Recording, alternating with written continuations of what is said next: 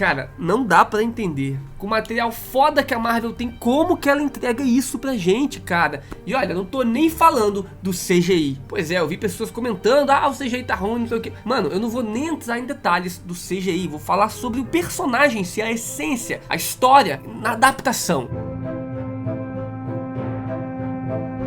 Fala nerds, sejam bem-vindos para mais um vídeo. E cara, como eu sou um fã de quadrinhos, eu tô bem triste. E esse vídeo vai ser mais um desabafo, porque eu já assisti o filme Homem-Formiga 3 Quantumania. Já deixei claro a minha crítica, né? Foi um filme bem complicado, cheio de problemas. O roteiro foi fraco, a ameaça do vilão também não impactou também a gente que tava assistindo ali, pelo menos eu. E foi um filme sem grandes consequências para ele próprio. Mas apesar de tudo isso, teve uma coisa que talvez não seja todo mundo que esteja comentando, mas foi horrível, horripilante de se ver: o MODOK, cara. É a pior adaptação de um personagem dentro do MCU, dos filmes da Marvel. Mas por que isso tá acontecendo? E quais as diferenças do MODOK, do material original, que são os quadrinhos, para o live action, o filme Homem-Formiga 3? Onde ele é um dos vilões ali, um dos vilões secundários. Inclusive, péssima escolha, né? Era pra ter colocado o MODOK como um vilão principal desse filme. Eu acho que o Kang foi grandioso demais e talvez foi por isso que não funcionou tanto assim. Se o MODOK tivesse sido trabalhado mais, né? Explorado ali a história do personagem, a essência que ele carrega, que é um personagem muito interessante nos quadrinhos, talvez teria levado o filme um pouquinho para um outro nível. É disso que a gente vai falar aqui nesse vídeo de hoje. Então deixa o like, se inscreve no canal, cara. Se você tá indignado assim como eu, vem ficando indignado aí com essas últimas fases, esses últimos vilões adaptados aí que a Marvel vem fazendo, talvez você vai se identificar comigo. Então eu te convido a se inscrever aqui no canal. Trago vídeos aqui todos os dias sobre Marvel, DC Comics, quadrinhos, né, e tudo mais. Então se inscreve aí, deixa o like, vem comigo. A gente já vem de um tempo reclamando de como a Marvel vem trabalhando, né, o Thor, por exemplo, de forma errada. Ali em Guerra Infinita e Vingadores Ultimato são as melhores histórias do Thor na Marvel. E o Hulk, coitado, é muito nerfado. E cada dia que passa, ele só tem histórias medíocres dentro do MCU. Ou os próprios Inumanos também. Que coisa ruim, cara, aquela série que eles fizeram. E depois trouxeram lá o Raio Negro de volta, só pra ele morrer em Multiverso da Loucura com os próprios poderes dele. Coisa que seria impossível de acontecer nos quadrinhos, né? Senão toda hora que o personagem fosse abrir a boca pra falar, ele iria perder todo o maxilar, ia quebrar o maxilar, a mandíbula dele. Ou então quando ele fosse tentar segurar algum ataque fechando a boca, ele iria se explodir, mano. Não faz sentido, não tem lógica nenhuma aquela cena. Se você parar pra pensar, mano, um segundo, aquela cena de Multiverso da Loucura do Raio Negro não faz sentido nenhum. Isso sem falar também do Reed Richards entregando o plano. Mano, o que tá acontecendo? Eu tô brabo. Nada tá fazendo sentido, mas ok, né? A famosa adaptação. Tem gente que fica reclamando, dizendo: vocês estão tudo cheio de mimimi, querem que o personagem seja fiel ao quadrinho. Vocês têm que entender que a adaptação pro cinema, o personagem não vai ser 100% idêntico. Cara, a gente reclama porque a gente conhece o potencial do personagem, como ele é bem desenvolvido nos quadrinhos, né? Por isso então que queremos o mais próximo dos quadrinhos, pra ser bom. Ele tem toda a razão. Mas sim, a adaptação pode seguir um outro caminho às vezes ali no live action, animações, e criar ali coisas diferentes, mas mantendo a essência do personagem. Por exemplo, o Thanos foi uma adaptação incrível. O Thanos nos quadrinhos é interessante, mas na saga do infinito, nos filmes da Marvel, ele ficou ainda melhor do que nos quadrinhos. Uma adaptação que ficou melhor do que o material original, pelo menos na minha opinião, né? Eu acho que quem lê o Thanos nos quadrinhos, né, as histórias ali, que ele é importante, eu acho que tem essa percepção também. É verdade. O Thanos era um gado da entidade Morte que queria trazer mais caos e mortes pra própria Morte, pra trazer almas pra ela. Mas no CM ele ganha um propósito tão grande e um aprofundamento também que a gente entende as suas motivações, teme também os atos do Thanos, e ainda no fim, algumas pessoas concordam com o vilão, mesmo ele apagando metade da vida no universo.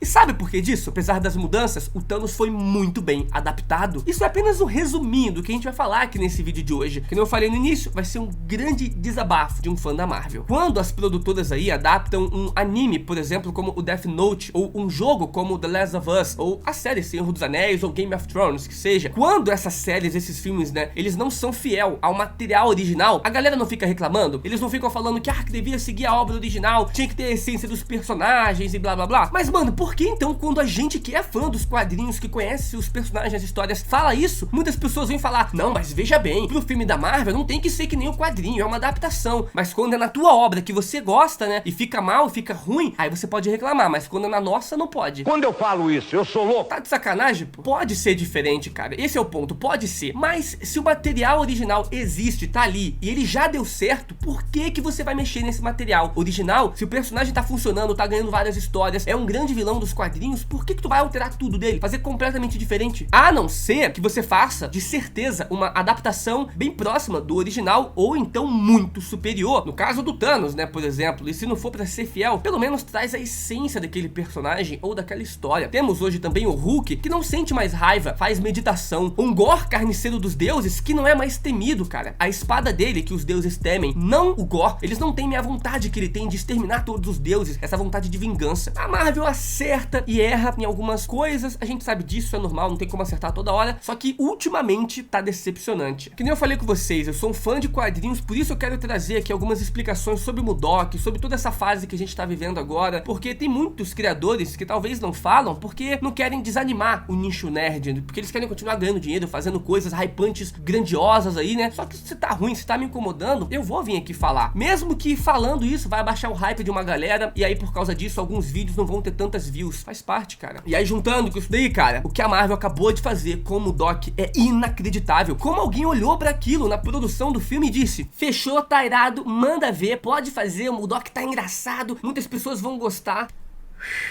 O MODOK no filme, na minha opinião, ele não funciona de forma nenhuma, cara. Ele aparece ali no filme, mas também não importaria se não aparecesse. Ele é um vilão secundário, como eu falei no início. Você não sente medo dele, não sente nem empatia por ele. Ele não tem piadas engraçadas ou piadas inteligentes. E ele não tem nenhuma essência do próprio MODOK original dos quadrinhos. Ele aparece e estraga cenas do filme, cara. Tem a cena que a Cassie fica gigante e dá um soco ali no MODOK. Aí depois ela vai em direção ao Homem-Formiga. Só que ela decide voltar pra dar uma lição de moral no MODOK. Fala que ele é um escroto, um otário. Aí ele fala que é tarde demais pra ele deixar de ser um otário, que ele é um otário mesmo. Que diálogo é esse? No final também tem aquela cena que ele fala: ah, eu sou um otário mesmo, mas pelo menos eu morri como um vingador. Um idiota. Isso não funciona de forma nenhuma como piada, cara. Tanto que os próprios personagens e o público também fica constrangido, sente pena do personagem. E aí você pensa: ah, mas foi a intenção deles fazer isso. Mano, por quê? Por que foi a intenção deles fazer isso? Também não sei. Pra vocês entenderem melhor o que eu tô falando, vamos puxar aqui um pouquinho do personagem, como ele é nos quadrinhos. Logo na sua origem nos quadrinhos, o MODOK era um funcionário da IMA, que é um grupo, uma organização privada organizada por um grupo de cientistas brilhantes cuja única dedicação é adquirir e desenvolver poder por meios tecnológicos para derrubar, né, governos aí ao redor do mundo todo. E aí o MODOK, que se chamava na época George Tarleton, ele estava ajudando ali a IMA a desenvolver o cubo cósmico, que é uma arma de energia quase que infinita, que pode controlar a matéria e as energias ali, né, e pode até mesmo alterar a realidade.